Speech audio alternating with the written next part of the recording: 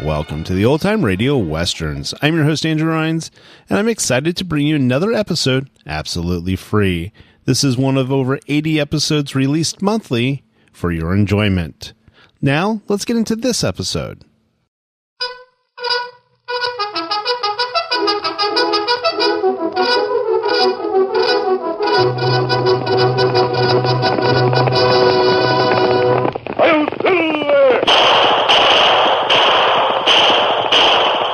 Horse with the speed of light, a cloud of dust, and a hearty hi-yo silver, the Lone Ranger.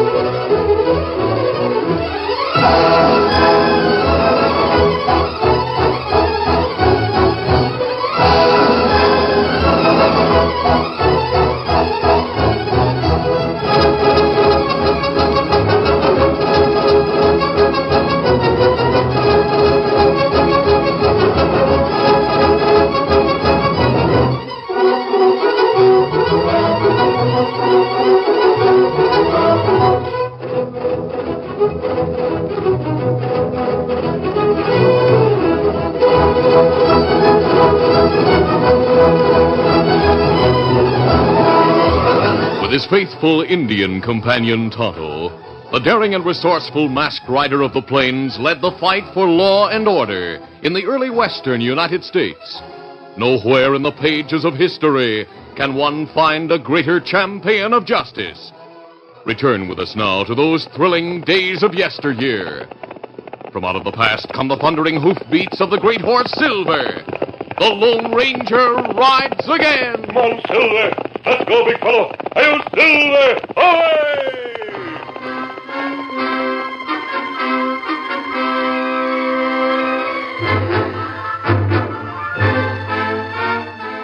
In the foothills of the Sacramento Mountains, many small ranchers had settled. The two largest ranches were those belonging to Hank Comstock, who raised cattle and horses, and Josh Kinney, who raised sheep. The bitter feeling that had at first existed between the two ranches had turned into indifferent tolerance, though neither the ranchers nor their men were on friendly terms with one another. The bitterness broke out anew one morning when the sheep rancher's foreman entered the ranch house with a scowl on his face. Morning, Len. Sit down and have some coffee. Boss, I have bad news for you. 3 lambs were killed during the night. 3 lambs killed? How? I'd say they were killed by that Great Dane owned by Hank Comstock's boy. I thunder if it was that dirty hound. Well, before I go accusing that dog, what makes you think he did it? Well, I found big dog tracks near where they were killed. The sheep tender out there last night heard a dog barking. Oh, that Great Dane is the only big dog in the neighborhood. Right. Come on, men. We're going over to Comstock's place right now and see what he's going to do about it.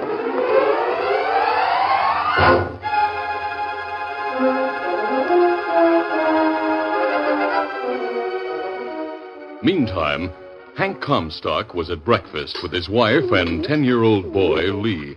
Lee, how many times do I have to tell you to keep that dog away from the table when we're eating? Down, Duke. Go lie down. Duke was waiting at the back door when I opened it this morning, Lee. Didn't you shut him up in the woodshed last night? Oh, yes, Mom, I did. Well, next time, make sure the door's closed tight, understand? I don't want him yowling around at night, disturbing the hens and all. All right, Dad. May I be excused now? Yes, you run along, son. Come on, Duke. Come on. That Great Dane just worships the ground Lee walks on, seems like. You know, Lee's been a different boy since he got that dog. Well, I reckon the dog is good for a boy at that. Well, I'm going back on the range, look over those new horses I bought yesterday. One of the mares has a mighty fine black and white colt Lee might like to own, take care of as soon as it's weaned. Oh, Hank, Lee'll be mighty happy to own it. Somebody coming. I'll see who it is. All right, Hank. Well, Josh Kinney, what brings you and Len here? Nothing pleasant you can figure on that. All right, get to the point. I haven't any time to waste. We lost 3 lambs last night. Len has reason to believe they were killed by that dog of yours. That's right. Now, wait a minute. Don't come here yapping about something you can't prove. The sheep tender heard a dog barking during the night out there, and Len found dog tracks. Well, that doesn't prove Lee's dog did it. That's all you come here to tell me. You might as well get back to your filthy sheep and let them... Well, I'm going to tend to my own work. I might have known you'd talk that way, Hank Comstock. But I'm telling you, I'm giving my men orders to shoot that Great Dane on sight if he comes on our property. Come on, Len. Let's go.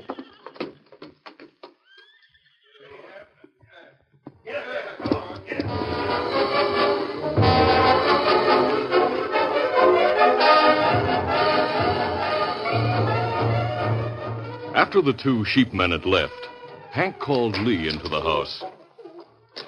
You want me, Dad? Yes, I do. Josh Kinney accuses that dog of yours of killing some of his lambs. What have you to say to that? Golly, Dad, I don't believe it. Duke wouldn't do a thing like that. I know he wouldn't. Well, I'm not so sure. By Jiminy, if I find out he did do such a thing, I'll shoot him myself, you understand? Yes, Dad. See these locked up every night, like I told you. We have enough trouble as it is with those sheep herders without having that dog bring more. Now get him out of my sight and see that I get no more complaints. Yes, Dad. Come on, Duke.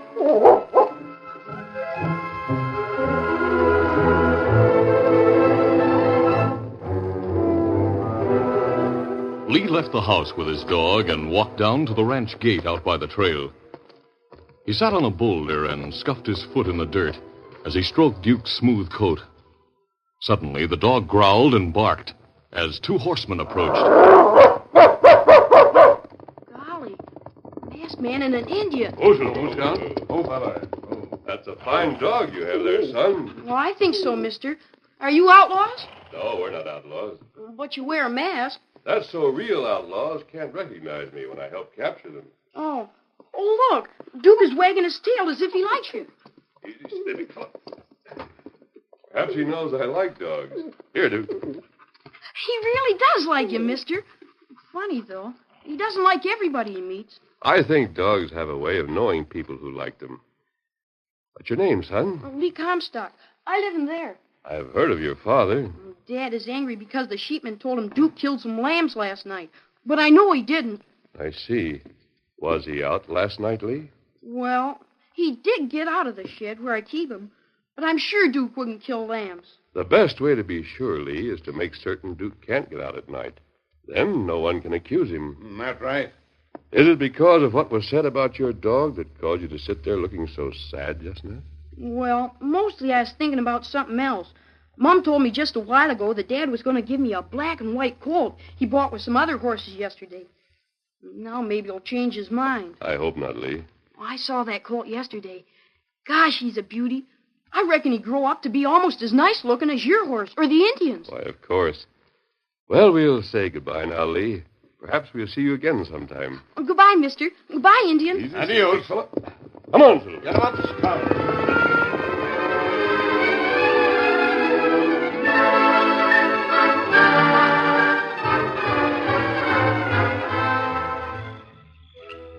That night, the Lone Ranger and Tonto made camp in a grove on a hillside. The moon shone brightly, and they had rolled in their blankets in the shadows when they heard a thundering noise in the valley below. They got up and walked to the edge of the grove. Well, that herd wild horses running through valley. Yes, Tonto. They're heading for the safety of the hills. Well, let's go back to the camp.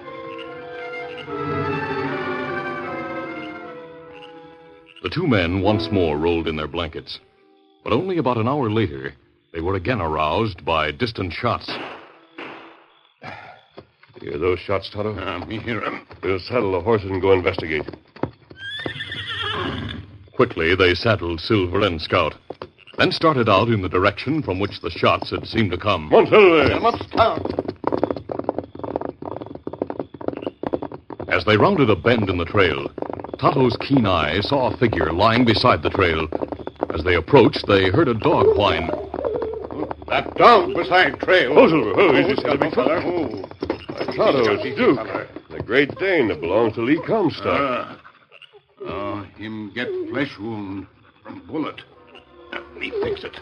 The masked man and Indian carefully bandaged the wounded dog, who then tried to get to his feet, but was too weak to stand. It's all right, Duke. We'll take care of you. We'll take him back to our camp, Tonto, until we find out what this is all about.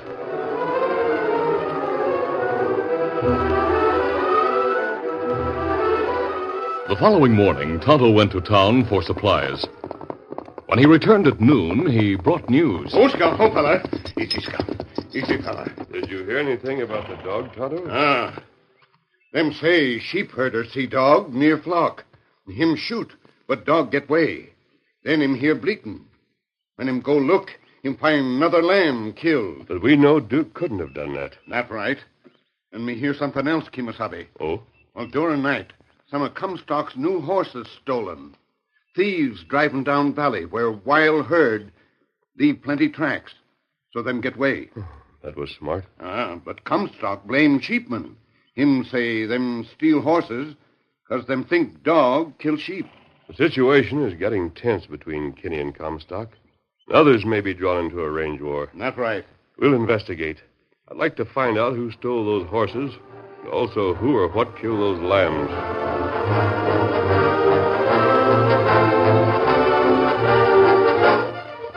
That noon at the Comstock Ranch, the boy Lee again faced his angry father. Lee, from what they say, they got the goods on that dog of yours. I told you to lock him up, make sure he couldn't get out of that shed. I did lock him up, Dad, but I found a loose board in the side of the shed where he got out. He didn't come back this time. Well, good riddance. He's caused enough trouble. Because of him, you lost that black and white colt I was going to give you, too. Those sheepmen stole him along with the others. Oh, golly. Hank, you shouldn't accuse Josh and his men of stealing those horses. After all, that's a serious charge. Yes, and horse stealing's a serious business, Ida. Sheriff's out with a posse scouring the hills trying to find him. I sure hope we do find him. Catch some of Josh's men red-handed guarding him. No, I haven't a dog or a colt either. Well, serves you right. Not going to do any good going around blubbering about it. You're not responsible enough to have a dog or a colt. When I find Duke and the colt, I'll take good care of them from now on. Poor little fellow's broken-hearted about losing both that dog and the colt, Hank. Well, he'll have to get over it, that's all. I'm going to ride over into the hills, find the sheriff and the posse. I want to be with them when and if they run down the thieving polecats who took those horses.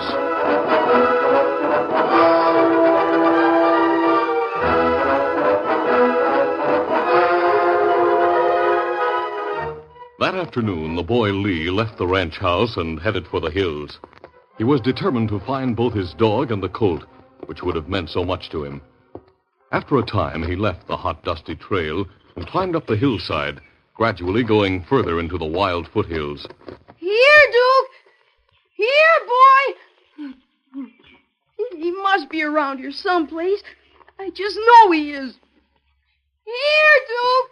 After a time, he gave up calling the dog. He was hot and thirsty, and his short legs were weary.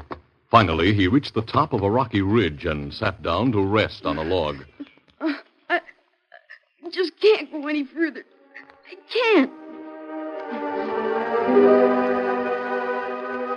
Tired by the constant walking and the long climb, Lee gradually dozed off. When he awoke, long shadows were deepening on the ridge and the hilltops around him. He realized it was almost sunset and got to his feet. I have to get home. Golly, it'll soon be dark. I better hurry. For a short time, he walked hurriedly in the direction he thought would take him home. Then, as he stopped to rest, he saw the same log. That log. That's where I sat down before. I'm lost. What's those noises? Maybe wild animals up here. I I have to find my way home. I have to get home.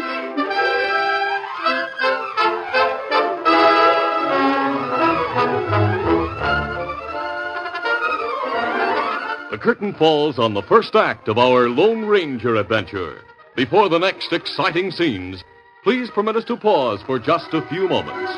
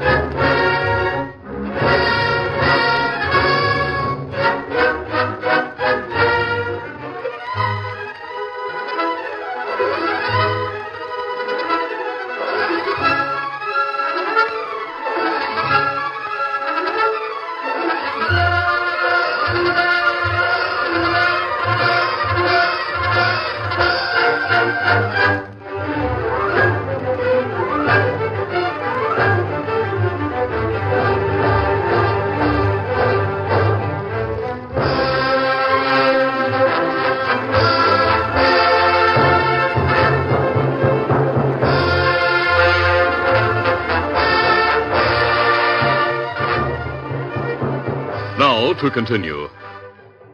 Intent on finding his dog and the stolen colt, the boy Lee Comstock had wandered into the rough foothills. As sundown approached, Lee became panicky as he realized he was lost. Meantime, in a small canyon not far away, two men who had camped under a ledge were preparing to break camp. Their riding horses, already saddled, were ground hitched nearby, while 5 sleek horses and a colt grazed a short distance away. Hey, hear that mountain lion, Wes? Yeah.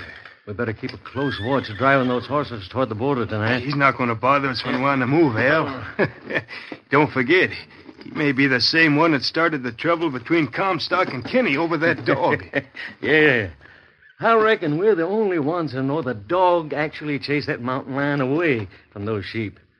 You know, the milling flock covered over the lion's tracks, but they found a few dog tracks and saw the dog. So he got blamed. Yeah, and it worked out again for us when the wild horses passed through. So the tracks of Comstock's horses couldn't be found. You know, I didn't get the idea of grabbing those horses till I learned about the dog.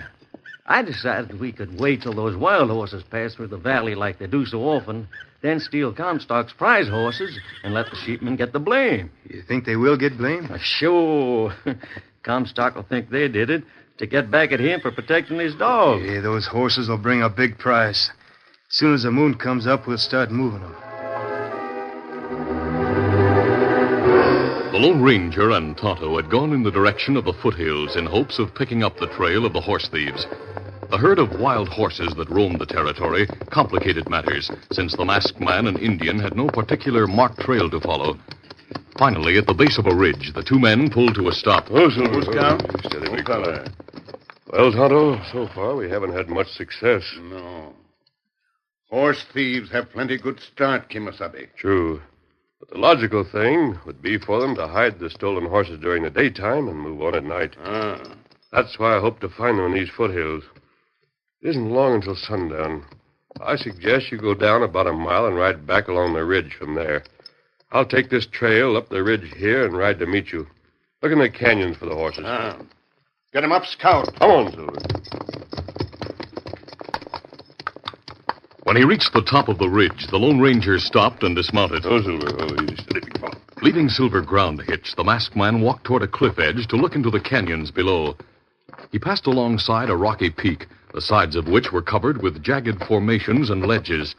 Suddenly, he was startled by an unexpected happening. The Lone Ranger swung around, and it was then he saw the boy Lee crouched on a log.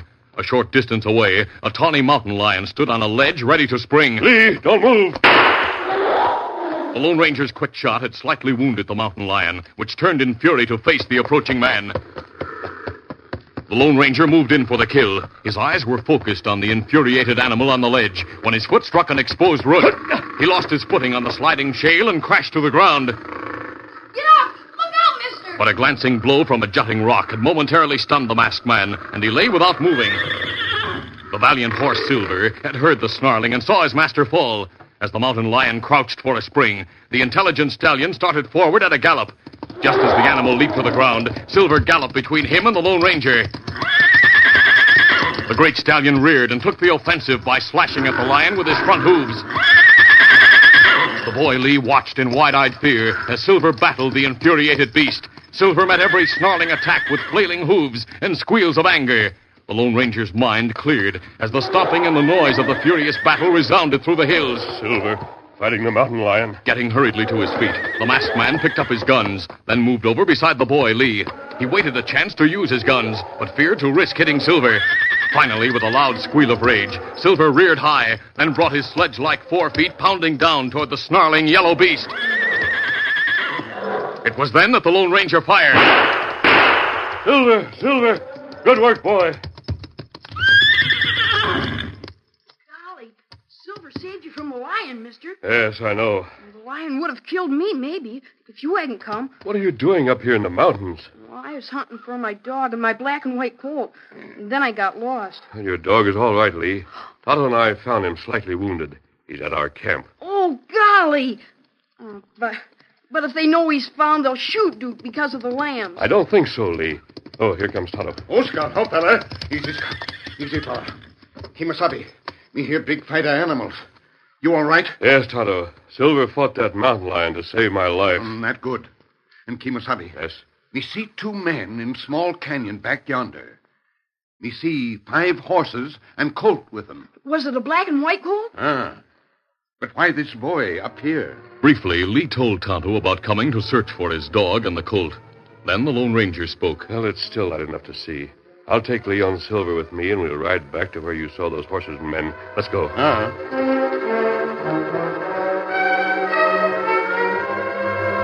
The masked man and Indian rode down the ridge a short distance. Then, leaving Lee with the horses in a place of safety, they moved to the edge of the canyon wall. Look, them down there. Yes, they're getting ready to leave. It's only about 20 feet down to the floor of the canyon. I'll tie my lariat to that stump over there, then we'll go down. Come on. The place where the Lone Ranger and Tonto slid down the rope was in the shadows, and the 2 crooks, Wes and Al, didn't see them. The crooks had packed their supplies in their saddlebags and were preparing to mount. Wonder what happened back there in the hills, Al. Sure sounded like a couple of animals having a terrific fight. Yeah. But as long as they keep away from us, let them battle. Come on, let's them out and get going with the horses. They're acting kind of funny. Freeze, both of you! Hey, look, near that boulder of masked hombre. Yeah, they're trying to grab the horses from us. Him and that Indian. Use your gun, Wes. Hold it! You drop gun. We'll take care of you. Tonto, we bandage their wounds, then tie them to their mounts and go to the Comstock Ranch. Me go up wall, bring Silver and Scout here.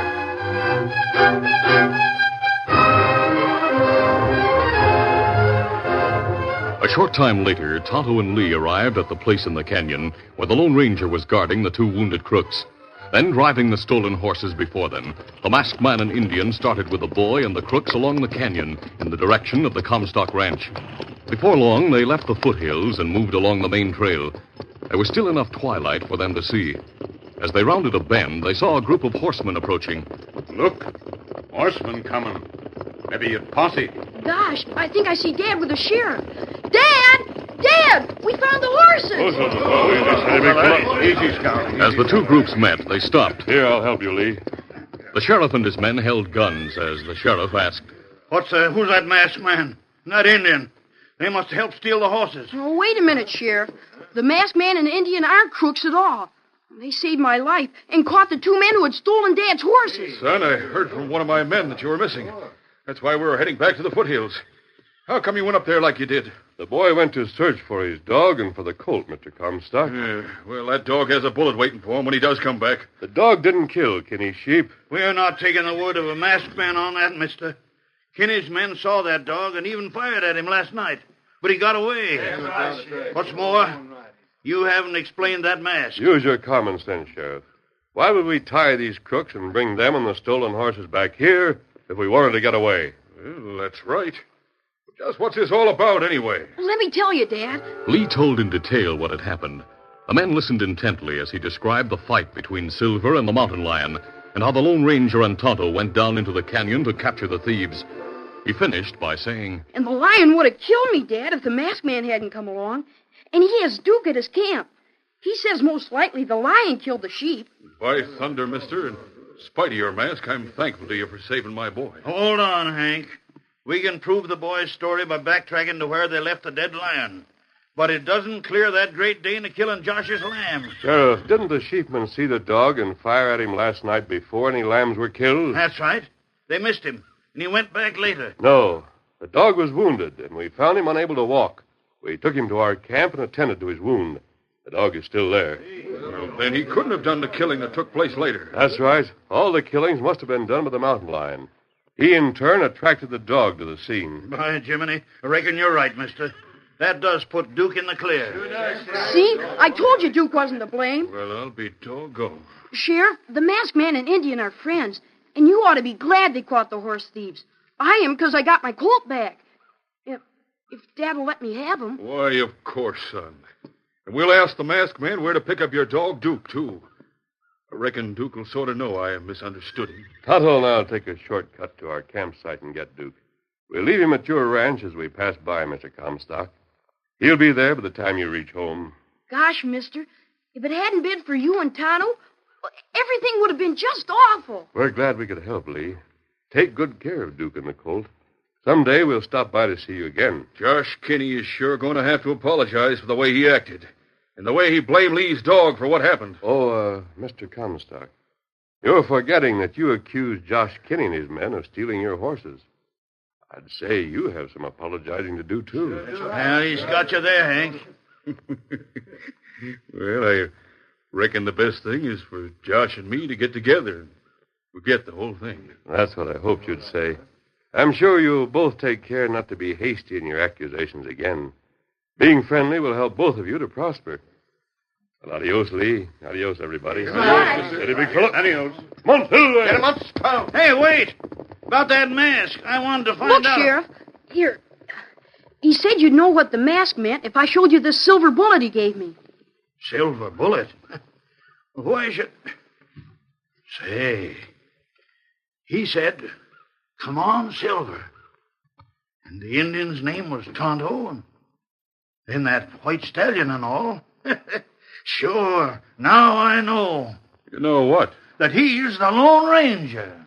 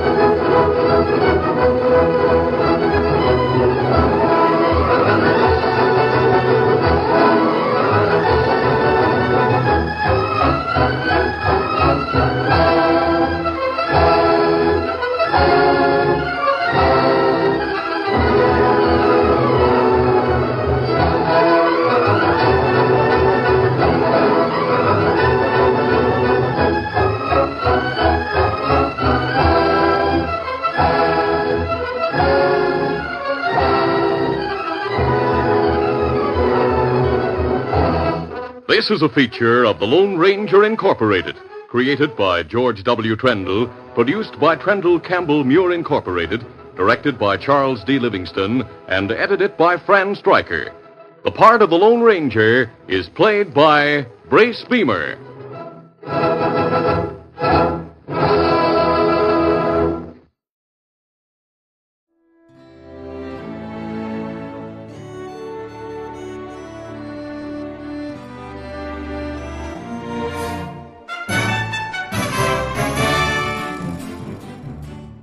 This has been a presentation of OTRWesterns.com, and we hope you enjoyed. Please take some time to like and rate this episode within your favorite podcast application. Follow us on Facebook by going to OTRWesterns.com/Facebook, and subscribe to our YouTube channel by going to OTRWesterns.com/YouTube. Become one of our ranch hands and unlock some exclusive content. We want to thank our most recent ranch hands, Steve and Ron W., who joined us recently. You too can join by going to OTRWesterns.com/donate. Send us an email, podcast@OTRWesterns.com, and you can call and leave us a voicemail, 707-986-8739. This episode is copyrighted under the attribution non-commercial share-alike copyright. For more information, go to OTRWesterns.com/copyright. Have a great day, and thanks for listening.